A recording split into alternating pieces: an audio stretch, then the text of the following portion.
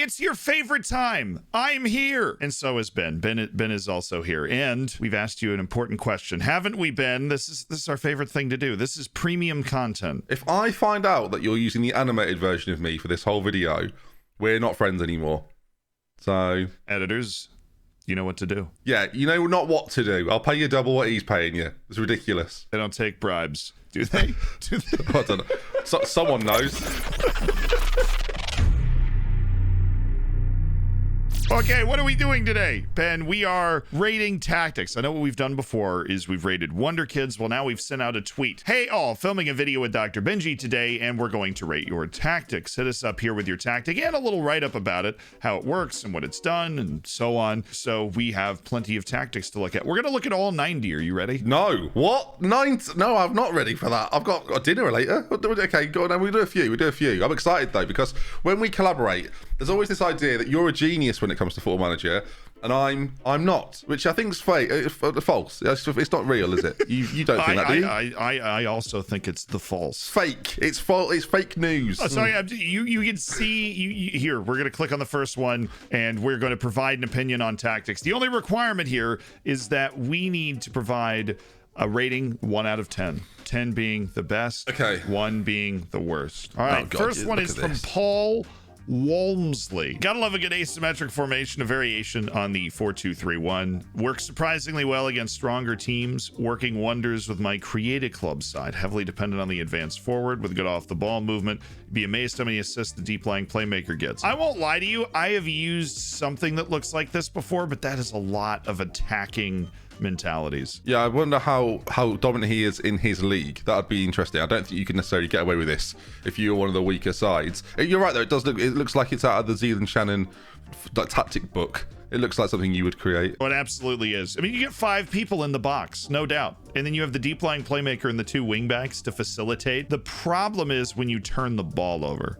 That's always the issue if you have too many attacking mentalities, is when you lose the ball, what I would call, I really think this is an American thing, but tell me if you understand what I'm talking about, a live ball turnover. Like when you have a live ball turnover and it's not, you just kicked it out of play or you try to cross and it went too long, but when you really pass it, lose the ball, and they can go right away, you're in a lot of trouble with this tactic. Yeah, you're leaving a lot of space. It's the sort of system I look at and think, if it were humans, a human would be able to destroy this really easily, because they would just flood the midfield with players that keep the ball really well, and then you would have to basically force all your players to defend at some point. You wouldn't be able to stay in the system for very long. It'd be curious to know if he's got a more defensive version he goes to, if he's trying to hold leads or anything like that, because this as a system is probably quite good for taking leads, but then once you've got them, are you just continually trying to outscore teams constantly? That seems to be the only way you would approach this tactic. You definitely have to have a sort of change where you bring like both of your inside forwards back, and then all of a sudden it's more responsible defensively.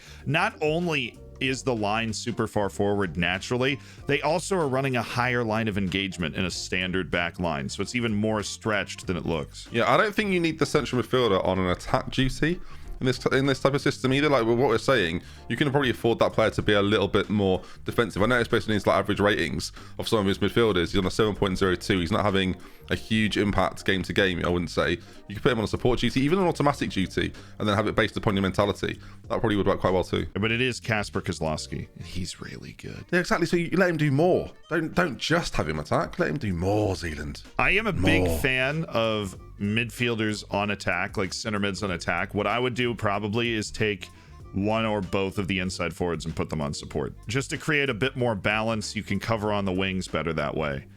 It would make me feel better. I'd get less heartburn playing with this formation if we did that. I think the problem you'd have is you don't have amazing ball carriers out wide if they're already in advanced positions. So getting the ball to those players is the challenge. Obviously, he mentions that Agbo, who sits slightly deeper, is crucial to everything. Like, he is the one that's dictating what the entire team does. So as long as you're getting performances out of him, then the whole system probably works pretty well. But again, you're right, with turnovers and things like that, you're going to be under pressure a lot. Well, Agbo's really good. Apparently, he gets a ton of assists just because he's got 85 options to pass the ball to. So what is your rating for Mr. Walmsley's tactic? I will set it middle of the road. I like it. It's a bit creative, but we'll go for a 7.5. Am I allowed 0.5s? 7.5. Yeah.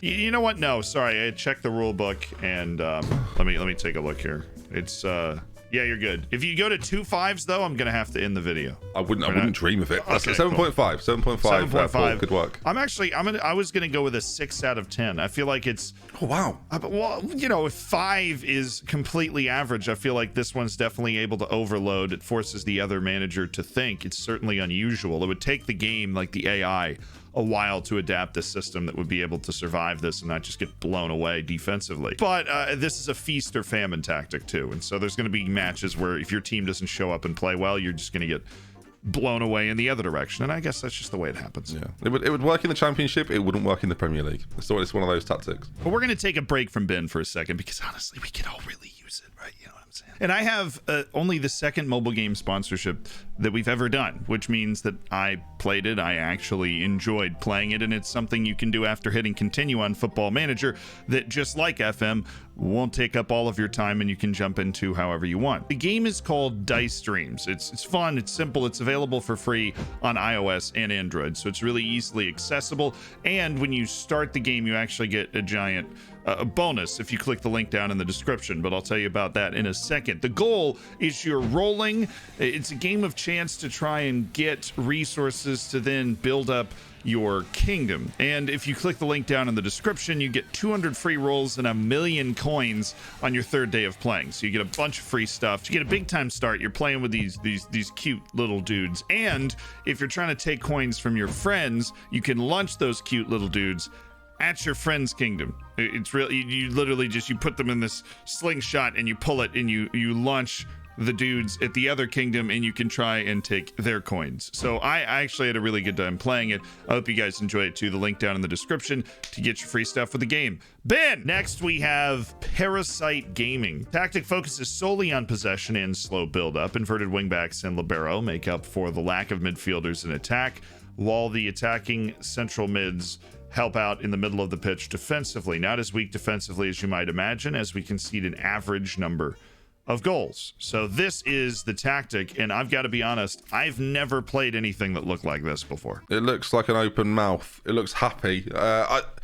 I've tried stuff like this because I've got a reputation as, some people call me Formation Man Zealand. You know, sometimes I transform. Yeah. I've heard whispers in the corners of the dark web about Formation Man. I'm the right person for this gig. What I would say is, centrally, there's not a lot going on. I don't know if you've picked up on that, but it's you don't say an issue. You sure? No. But can we look at the other picture he sent in? Because he sent 2, right? And that sort of shows how the tactic works when in possession. So you can see, as much as initially it looks like centrally there's not a lot going on, the issue you'd have is when the ball goes beyond the 10 and the 20, and then they're attacking one libero, and suddenly that looks like there's a lot of space. If you've got 2 strikers, midfield strikers that are playing centrally, going the other way. I think 6 is their libero. No. Yeah, that's what I mean. That's what I'm saying. But once you get past the 10 and the 20 going left, then there's the space between 23 and 2 that are the inverted wingbacks. They then fall back to fullback positions, and then if you've got a creative midfielder and 2 strikers that are staying narrow, surely you're just getting overrun all the time. But is it more a case of how you are in possession when you've got the ball? I think it probably is. I think a lot of these tactics, especially the more attacking ones, are made to be with the ball. Without the ball, it's not great. Like, you're hoping that your defenders are really good, in my opinion, because you've got 5 attack duties on defenders and your keeper as well, but that doesn't necessarily matter. The one on the keeper is just a little take more risks on a goalkeeper bothers me. An entire defense on attack duty, I have never seen that in the match engine before, and I have to imagine that would lead you to just catastrophe. I mean, wide center backs on attack get to the byline. Also, where's the width coming from in this? The wide center backs have to be what's providing the width in this tactic. And if they are providing that width, then you're stuck with your libero on attack just in the middle, because your inverted wingbacks are essentially your midfielders when you get going. Everything in my heart tells me I should love this, but everything in my brain tells me I hate it. That's how I feel about it. Obviously, this Parasite Gaming person is perfectly happy with the output that they're getting defensively. They said they're average. Obviously, I would love to know how they are relative to their league, because I think, again, if you're a worse team than the team you're playing, this could be an absolute disaster, because you have 3 players on support duty. Also, the mentality's unbalanced. I feel like that's just not right. I don't know. When you've got so many attacking duties, I guess you can't be on anything.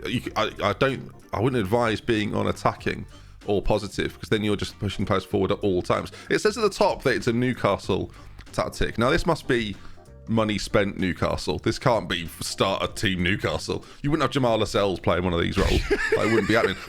But then admittedly... I was going to say, where do you put John Joe Shelby in this? Well, that's the point. You've realised you've got John Joe Shelby and you've gone, I want no central midfielders. I want no one there. I must have no central midfielders. Almiron can play. St. Maximin can play. Basically, all the players that are quite good can feature. But I suspect this is after 200, 400 million has been spent. And then you can maybe adapt this type of tactic. I don't necessarily know what the advantage is of having both midfielders play so pushed up next to the striker, because as you said, you've got those two inside forwards. Like, you don't have any width, so you don't necessarily need all of those players in there, right? He's done what I normally do when I end up putting a really big advanced line. He scrunched his lines. That's the way that I can. Higher defensive line, standard line of engagement. So the lines are closer together than they look. So you're not. So it's a case of. So again, it's on the second picture. Does that sort of highlights that, right? But again, once you get past the AM and the AP, like, there's so much space to play into. If you're playing like a tiki-taka side, your defenders better be good. Otherwise, this is over. Or if your team gets tired, you're toast. And in FM22, teams get tired. I've known the last 15, 20 minutes, true.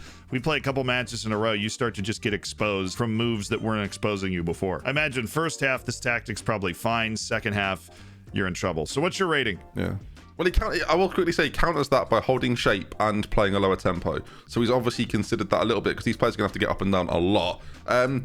I'd give it like 9 for creativity and 6 for practicality. So I'll go once again, Zealand, which is very boring of me, with 7.5. Oh, for Ben. 7.55 then. 7.5. Oh, no, I can't do that. I've been banned for doing 7.55. Not according to the rule book. Unbelievable. All right, 8. We'll change it up. We'll go 8.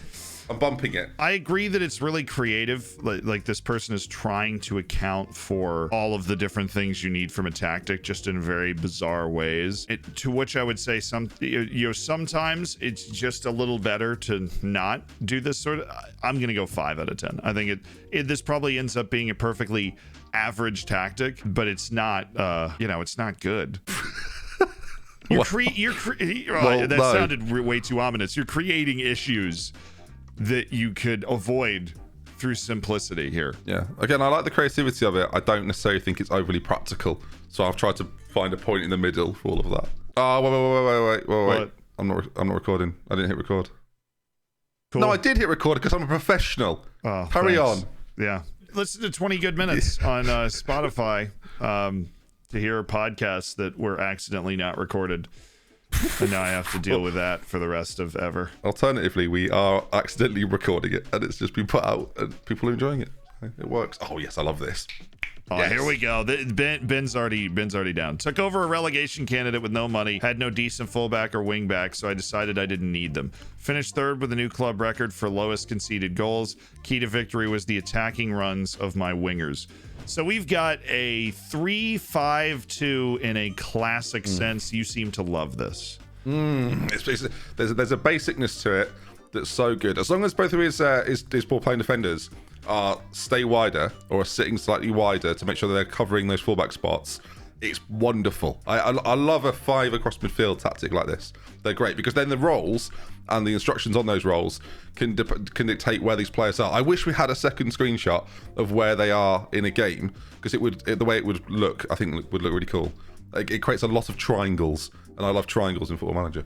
You can see the mini triangles out of the midfield right now, like exactly how this shapes up. I mean, obviously with any tactic that only has 3 across the back, and especially he said the attacking runs of the wings, he doesn't have any width defensively. It looks like one of my tactics when it comes to the instructions. Very few instructions, which I respect. I love that too. The downside to this tactic, I think, is if you let people get behind your midfield. But according to this, just the club record for lowest conceded goals, that's just not happening much.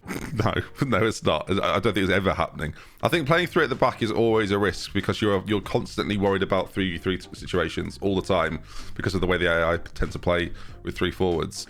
But then again, I've just noticed that his tactic is called "Why is it working so good?" Like, he's surprised. He's created it and then he's gone, this shouldn't be working, should it? But it is working.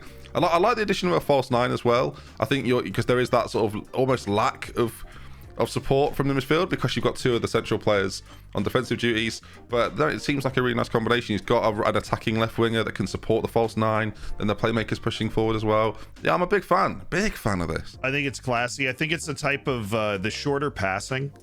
I mean, you talk about being overrun in the midfield. If you're playing this tactic, you just don't have, you can't take the ball away in the midfield as long as the people are hitting the open man, because there's always going to be the open man to pass the ball to. And crucially, this debunks one of the big Football Manager myths, which is playmakers next to each other. I think if you're playing short passing and you're playing with the intention of that multiple players are going to be playmaking, that's fine. If you're putting them in there because of their roles and it's not like logical, then it's a problem. I think if you've got one that's attacking and is supporting that false nine player, again, it's all about role suitability and making sure that the roles connect with one another. I feel like you can play this type of system. It's interesting they're next to each other, but they are completely next to each other, but it can definitely still work as long as you know that their roles are going to be utilized properly. Because obviously, and the reason I say that is, right, he's got distribute to playmaker, so the distribution is generally going to be to the more defensive player because he's slightly closer, and then in attacking situations, they're going to be looking for Hendrickson to be the more creative in an offensive sense. So you can have like one that creates from deep and one that creates further forward, but they have to work in tandem with one another. Do you think it would work if you put the deep lying playmaker on support? Do you think it would still work? I think they'd end up too close, probably. And then they're trying to do the same job. Yeah, curious. But defensively, it can work fine. There is an argument to say that the advanced playmaker can actually be, or the attacking playmaker can be played in that sort of cam spot and play right behind those two strikers. And then if you're going to change it to try and score later on, you change it to a shadow striker and he's running beyond that false nine. That's another thing you can do, which can be really effective this year. Honestly, probably does that if he's not scoring, because when you have central midfield players on attack, they get tired faster because they're being asked to make more significant runs. If Hendrickson's tired last 20 minutes, you elevate him, but now we're projecting what we think You Can Call Me Ozzy should do. So what's your rating? I know you seem like you love this one. 9, solid 9. Big fan of this. I am gonna borrow. No, I'm not. I'm gonna go with an 8. I can avoid the 7.5s like a grown-up. I'm gonna go with an 8. What do you mean? Why can't we do 7.5s? Well, you can. I checked the rule book. It was just in the kids. Oh, apparently it makes me a child, though, doesn't it? I'm a child. It's in the kids section of the rule book, okay? In the kids section. Is it on the back just as one sheet? Yeah. That's really sad. Yeah. Okay, so bear with me here. This might look strange, but it actually works. What happens is, whilst I have the ball, half the opponent's team is just standing still looking confused. When they have the ball, they spend half the time on my side running into my entire team. We have maybe the most creative tactic I've ever seen. Ben, I would love to hear your initial thoughts. It's very conservative UK party politically, isn't it? Very right wing. So that's done a joke. How did I not see where that was going until you said it? I'm working with the processing power of a pineapple right now. No, I'll tell you what it is. It's absolutely is what it is. Now, you might have to bleep that because it's a somewhat of an expletive, but it's not a tactic that would ever work. It's not serious. It's not taking the question seriously. Your whole right side is open. Well, sorry, your left side is open, obviously. It's not that it wouldn't work in any setting. But here's it does work half the time. This is more of an experiment of hang on. What half does it work in? The right side. Right half. Well, of course, it works in the right half of the time. No, it doesn't. Yeah. It doesn't, does it? Look at it's so many people there. What he's done is he's formed a queue. Is what he's done. He's basically, people are queuing up to be the striker, and none of them are having the opportunity. It's like Noah's Ark, is what it is. They have paired off. Now, I personally think Alesha Wally is an excellent couple. So one that we've all dreamed of, I'm sure. Yes. I like that he's got in possession, focus play down the right. Yeah. I mean, I wonder why. I wonder what happens if you say focus play down the left in this tactic. I want to see it in the match engine. I want to know what it looks like. I want to see when this you're in the playing. match engine. I want to see it in 2D, in 3D. I want to see it in all Ds, right? I need to know what's going on. He's holding shape, distribute quickly, distribute to flanks. I'd love to think the goalkeeper's aiming to the left. If the goalkeeper at any point aims it to the left-hand side, we can conclude the Football Manager match engine is broken, because that would be nonsensical. Well, I've been complaining about goalkeeper distribution all year. So if the goalkeeper distributes the ball to the left, of this formation. That is our confirmation that goalkeeper distribution's just broken. Yeah, I mean, I don't know where you start with it. It's like he's built a system and then run out of players and then gone, oh, hang on, I've not covered the other side. It's like if you're doing a painting and you painted the right side, then you're like, right, I'll start on it, and then you realise you've got no paint left. That's what this is like. So 10 out of 10, then. No. Are we allowed minus scores? We're not, are we? We're not allowed minus scores. I'm just going to say 1, and that's because he's managed to get 11 players on the pitch. But it's a 1 out of 10, and I'm annoyed by it. I'm going to give him a 2. I feel like... Why? All right, look, if I am losing a match, and it's the 93rd minute, and I have a minute left... and I want to create absolute chaos, which is my goal. And I you don't want to be in that situation. You'd rather be winning, but if you're in a position and you're just trying to create absolute chaos, I feel like you might be able to create kind of absolute chaos with this tactic. I've tried to take this video so seriously, and then we've got Christoph turned up here with this, and you're going 2 out of 10. I can't. Christoph! I'm honestly, I'm furious.